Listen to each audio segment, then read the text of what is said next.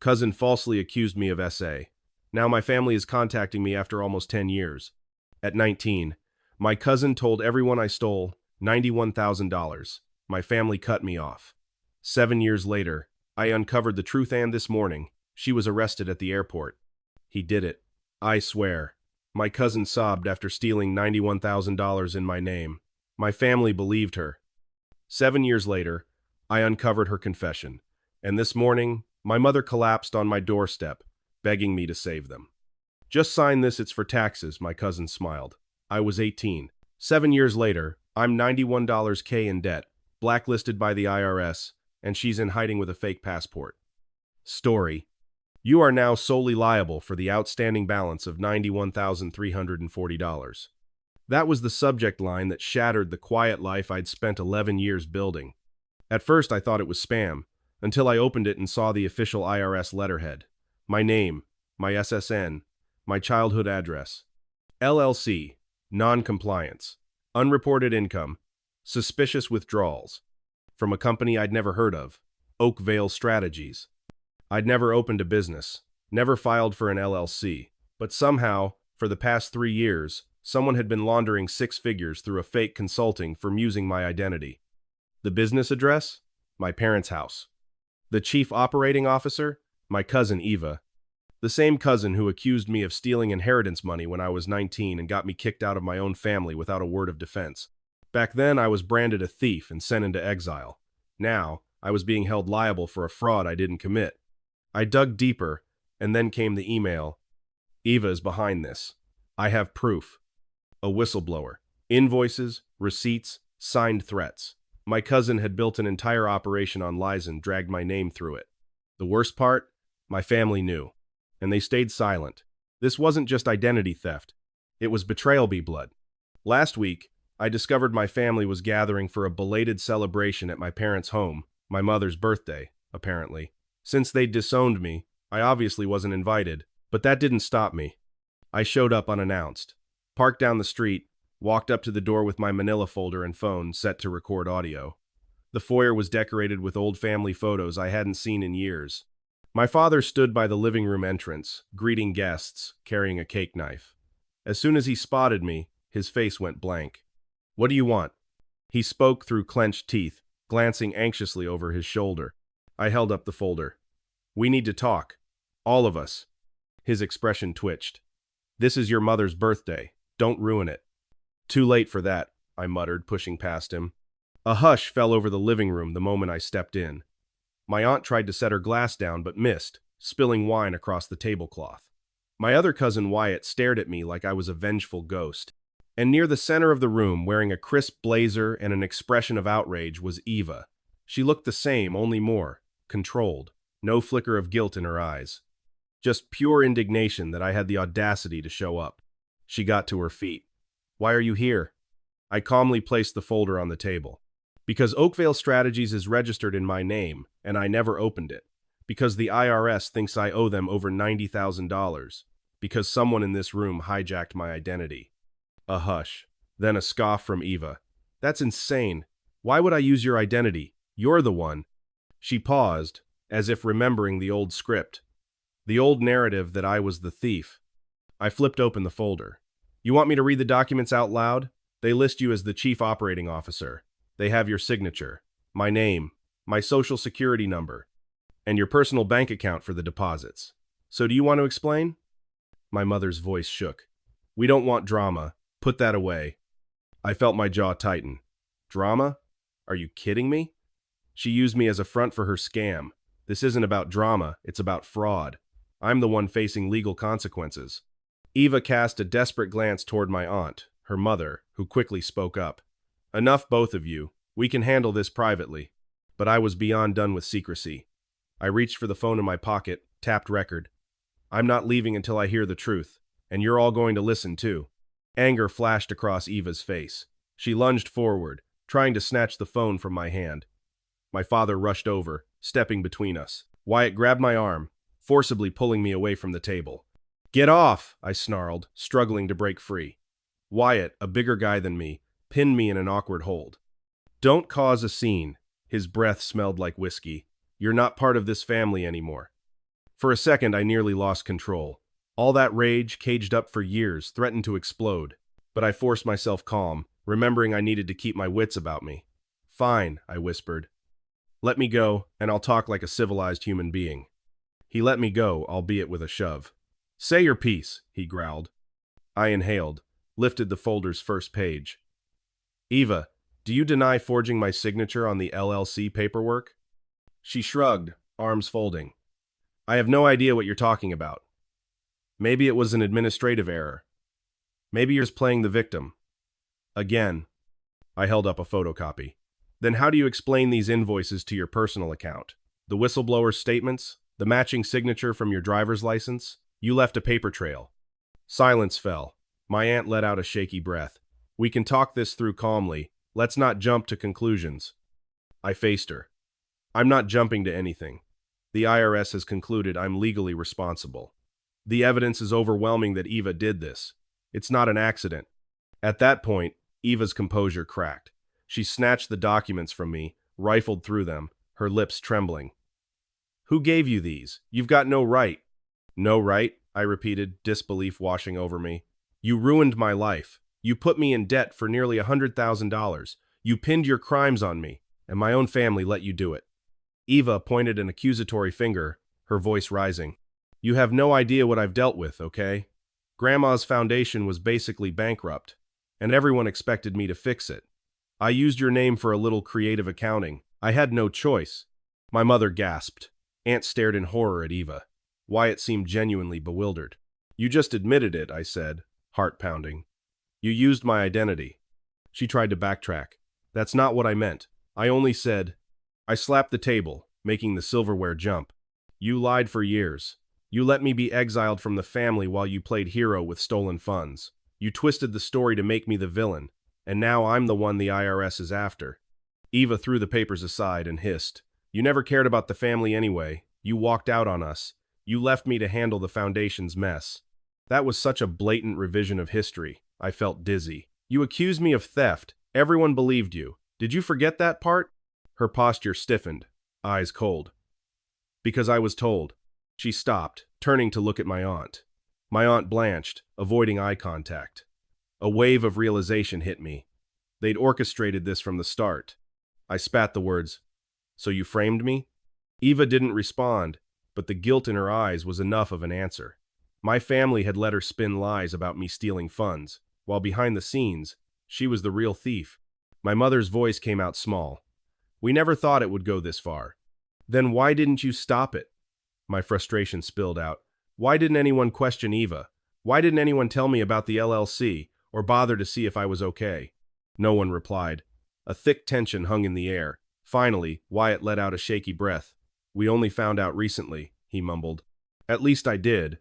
By then, Eva said she'd fix it. She promised it wouldn't affect you." "Yeah?" My voice went hoarse. "Then why'd the IRS come knocking on my door?" He looked away, unable to answer. Suddenly, Eva launched forward, trying to yank the phone from my hand again. In the struggle, we slammed into the side table. A ceramic figurine smashed on the floor. My mother screamed. Wyatt dove in, and we all ended up in a messy tangle of arms in the living room. That's when I felt a punch connect with my shoulder. Another blow to my side. My adrenaline spiked, and I lashed out, hooking my arm around someone's elbow. The scuffle was chaotic. Like a bar brawl, nobody knew how to end. Eva's voice cut through it. "Get him off me!" She had the phone in her grasp. I pried her fingers away, ignoring the nails digging into my skin. I wrenched the phone free and stumbled back, breathing hard. "Stay away from me," I warned, chest heaving. "I'll call the cops if I have to." My aunt shrieked, "No police, we can solve this ourselves." I glared at Eva. "Oh, I'm calling the police, and the IRS, and maybe the FBI. This is identity theft and fraud, plain and simple. Do you understand what you've done?" Her eyes flickered with panic. "You wouldn't dare," she whispered. I laughed bitterly. "You think I won't? You never gave me a second thought when you stole from me. From Grandma's charity. From God knows who else. Don't test me." Wyatt looked back and forth between us, dazed. My mother sank into a chair, tears streaming silently. My father hovered by the dining table, face pale and lips compressed, as if he had nothing left to say. I stormed out, phone still recording, ignoring the frantic calls to wait, to talk things through. My blood was boiling, mind spinning. But inside, a cold clarity took hold. If the family wanted to bury the truth, I'd dig it up. After that confrontation, I drove straight to a friend's house more like a coworker I'd gotten close to, named Darren. We spent half the night uploading all the recordings, scanning my documents, and building a digital case. At first, Darren kept shaking his head in shock. "This is messed up," he said, eyes glued to the PDF receipts. "They pinned everything on you?" I sank onto his sofa. "Yes, for years. And now that it's about to collapse, they're scrambling." He let out a low whistle. "I've read about identity theft stories, but not usually from family." I pulled up the whistleblower's email. "This guy even tried warning them months ago. They ignored him." Darren leaned closer, scanning the screen. "He says here Eva got a hold of your SSN from some old family documents, like your scholarship forms or something. She must have used that to open the LLC." I recalled how, back in high school, I'd applied for a scholarship with Grandma's help. She stored all official paperwork in the house, easily accessible. That was probably how Eva found everything. We ended up contacting a pro bono legal clinic. They confirmed I needed to file a police report to begin the process of clearing my name. Also, I had to call the IRS fraud department, open a formal case, and possibly get the FBI's financial crimes unit involved if the sums were large enough. The next morning, I phoned the IRS again, explained the situation in detail, referencing the evidence of forgery. The agent listened carefully, gave me a list of forms to fill out, and said they'd escalate the case. That same day, the whistleblower hopped on a Zoom call with me. He looked exhausted, like this ordeal had weighed on him for ages. "All I want," he said quietly, "is for Eva to face consequences. She threatened to destroy my career if I spoke, but I couldn't live with myself, knowing someone else was taking the fall." I thanked him, offered anonymity if he preferred, but he insisted on testifying if it came to that. After the call, I noticed a series of missed calls from unknown numbers. Then my voicemail started piling up. My mother left one, sobbing and begging me not to involve the authorities. My aunt tried to reason that Eva had mental health issues. Wyatt demanded I keep the family's reputation intact, promising they'd pay me back somehow. The only person who didn't call was Eva herself. Every message left a bitter taste in my mouth. My entire family, who'd ghosted me for over a decade now, wanted me to protect them from the consequences of their silence. While the legal gears began to turn, I felt a storm of conflicting emotions. Late at night, I'd replay the confrontation in my head, hating how violent it got. I saw my mother's tear-streaked face, heard my father's silence, remembered the broken figurine on the floor. Sometimes I felt a wave of guilt. Were they truly misled by Eva? Or did they just choose to believe her lies because it was easier? Other times, my anger flared. They threw me under the bus once. Now they want me to be the bigger person? I started having nightmares about losing in court, or the IRS refusing to believe me. Waking up in a cold sweat, I'd panic over the possibility that after all this, I'd still be labeled a criminal. One afternoon, to calm myself, I strolled through a local park. Kids played by the pond, an elderly couple fed ducks. The normalcy of it reminded me of what was stolen from me. For so many years, I lived as if I had no family, no support system. A memory flashed of Grandma's old garden, how she used to let me help pull weeds.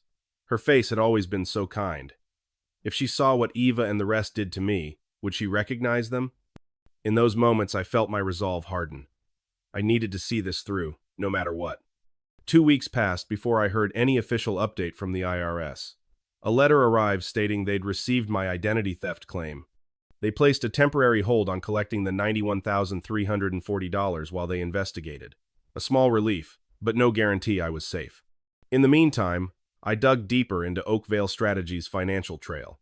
The whistleblower provided a treasure trove of spreadsheets, showing how Eva funneled money from Eva's family charitable fund, my grandmother's old charity, into Oakvale's accounts, then paid herself under the guise of management fees. The sums were shocking: tens of thousands in flight tickets, luxury hotels, spa services. Eva apparently enjoyed a lavish lifestyle, possibly explaining her calm smirk during the confrontation she'd grown used to having everything.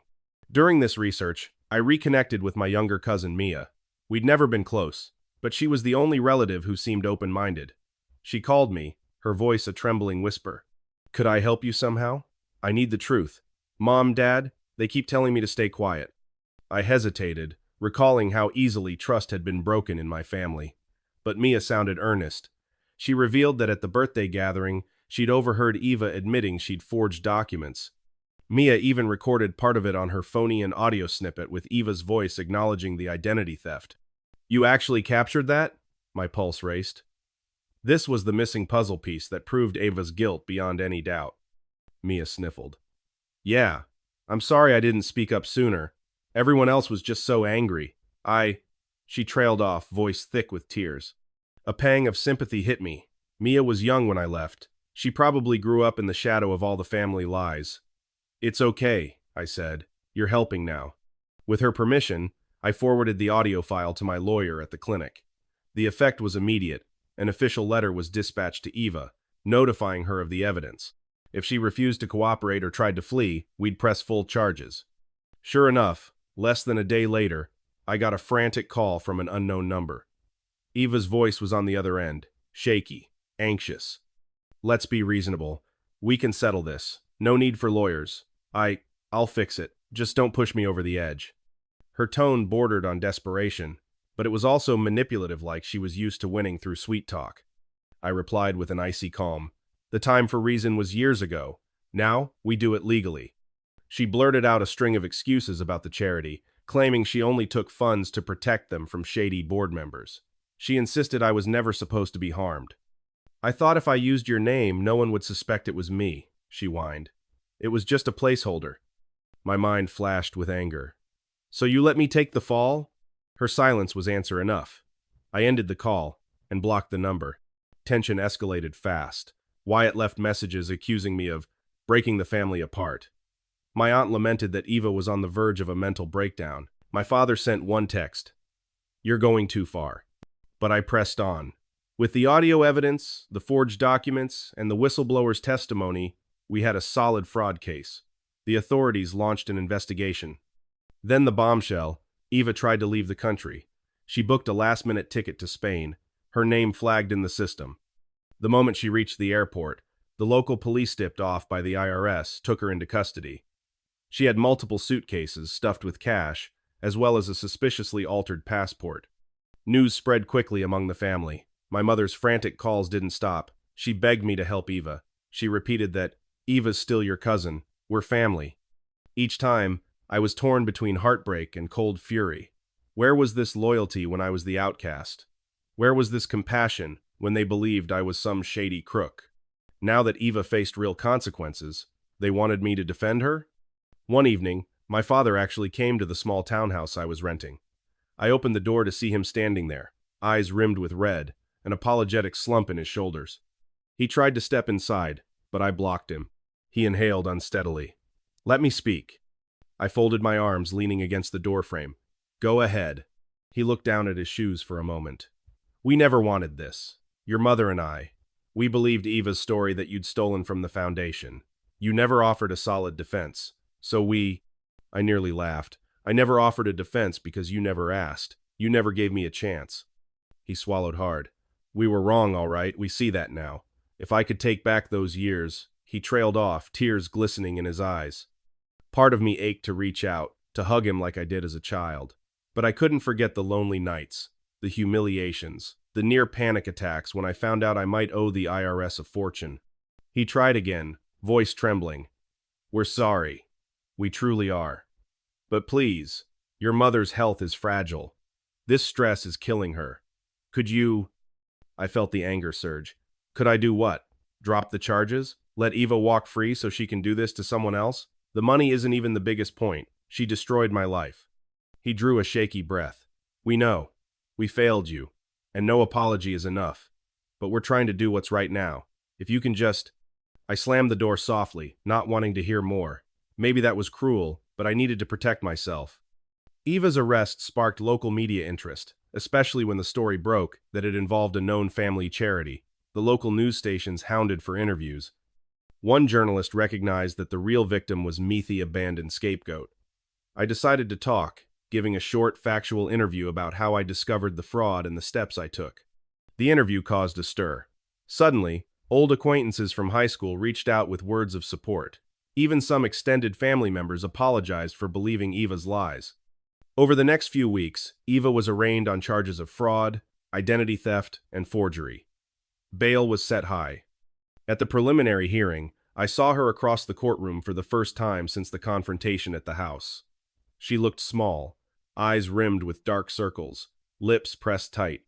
When her gaze met mine, something flickered: anger, fear, regret, hard to tell.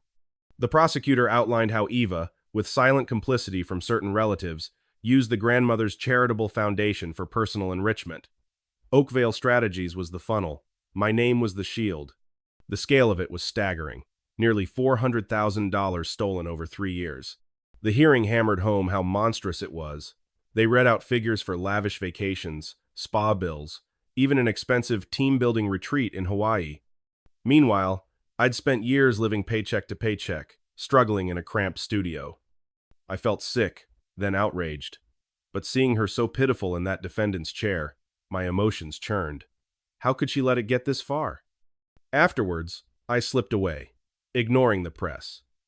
My phone buzzed nonstop with calls from my parents and aunt. They claimed I was destroying the family's reputation, airing dirty laundry in public. My mother left one message in tears. "We love you. We never wanted any of this. Can't you show mercy?" Mercy? I wanted to scream. Where was your mercy when you believed the worst about me? Word spread through the extended family like wildfire. Distant cousins took sides. Some said Eva deserved punishment. Others insisted it was a family matter that should be resolved quietly. My father apparently sank into a deep depression. My mother, from what I heard, had mild panic attacks. Wyatt was furious with me, calling me a traitor. My aunt pleaded that Eva was manipulated by outside forces, that she only did it to protect the foundation. The entire tapestry of family was unraveling at the seams. Yet, ironically, I felt more self-assured than I ever had. I got a surprising visit from my old guidance counselor, Miss Foley, who remembered me from high school. She heard about my situation on the news and dropped by my house. We spoke for hours about how, as a teen, I was always overshadowed by my older cousins, how I never quite fit in. Miss Foley said she regretted not intervening when she suspected something was off in my family. "You deserve better than this," she whispered, tears in her eyes. It was one of the few times in my life I felt truly seen. Eva eventually took a plea deal, confessing to financial crimes in exchange for a lighter sentence. Even so, she faced several years of prison time. Part of her agreement was to fully exonerate me, to file a sworn statement acknowledging she forged my signature and used my identity without my knowledge. This was crucial to officially clear me of the IRS debt and legal liability. The day that statement went through, I received a call from the IRS confirming I was no longer responsible for the $91,340. The weight on my chest evaporated. For the first time, I felt a genuine sense of relief. Yet the strangest thing happened. I didn't feel triumphant. I felt hollow. All those years of resentment, building toward this moment of justice, and suddenly it was here. My name was cleared. Eva was punished. But that didn't restore the time I lost, the relationships that were shattered. Still, I couldn't deny the satisfaction of seeing the truth recognized. No matter how my family twisted the narrative, the courts had spoken. I was innocent. After Eva's sentencing, I got another letter from my mother. Handwritten, tear-stained, like before. It was pages long, describing how she felt trapped by appearances, how she and Dad had always found it easier to believe Eva's confident lies rather than confront the possibility that one of their own was betraying the family. She apologized for abandoning me, for never hearing me out. She admitted they felt guilty for not wanting to deal with my protests when I was 19. She ended it by saying, "I know you may never forgive us, but we want you to know that we love you. We always have. We were just too proud, too blind to see the truth. I'm begging you, give us a chance to rebuild." I didn't respond right away. In fact, I waited months. During that time, I focused on rebuilding myself. I started therapy, confiding in Darren and Miss Foley. I began saving for a better apartment, a place with actual sunlight. I tried reconnecting with Mia, who was the only family member who'd stepped up. She and I got coffee a few times, talked about life. She was warm, apologetic, and determined to change the toxic patterns in the family. Eventually, I decided I had enough emotional strength to meet my parents. I invited them to a neutral spot, a quiet cafe outside the city. I arrived early, heart pounding. Then I saw them walk in, my father looking older, shoulders stooped, my mother clutching her purse with trembling hands. They approached hesitantly, as if they feared I might vanish any second. I offered a small nod. We sat in awkward silence. My mother's voice quivered. "Thank you for meeting us." I stared at my coffee, swirling it. "I can't promise I'll forgive. There's a lot of pain." She placed her hand over her mouth, tears welling. My father reached for a napkin, eyes damp. "We understand. We wanted to see you, to apologize face to face." A heaviness pressed on my chest as I recalled the memory of them telling me to leave years ago, how they never once called to check on me. "I lost over a decade," I whispered. "I lost the chance to be part of the family, to say goodbye properly when Grandma died, to share any milestones. And you let Eva keep lying." My father nodded slowly. "We did. We have no excuse." Silence. Then my mother sniffled. "We want to make it right, even if it takes the rest of our lives to prove we love you." I felt tears burn at the corner of my eyes, a swirl of sadness, anger, and a faint glimmer of hope. I wasn't ready to say, "I forgive you," but I wasn't ready to say, "Stay away forever," either. We talked, long into the afternoon. It was painful, raw, with no neat resolution, but it was a start. They offered to help me financially with the aftermath, though, ironically, I'd already cleared the debts once Eva was proven the culprit. Still, the gesture mattered. As we parted, my father reached out, like he wanted to hug me. I froze, uncertain. Then I let him pull me into a clumsy embrace. My mother followed, both of them whispering apologies. A tear slipped down my cheek. People ask if I feel avenged now that Eva is behind bars. The truth is, vengeance doesn't feel how I expected. It can't return the lost years or erase the pain of being disowned, but it does close a chapter. I'm no longer haunted by that old lie about me stealing from the family. They know the truth. The world knows the truth. Moving forward, I'm determined to rebuild on my own terms. I've started classes in business administration, ironically, because I never want to be ignorant about finances again. I'm saving for a house with a bit of a garden, something stable in mine. And my family? Maybe we'll find a fragile path back to each other, one day at a time.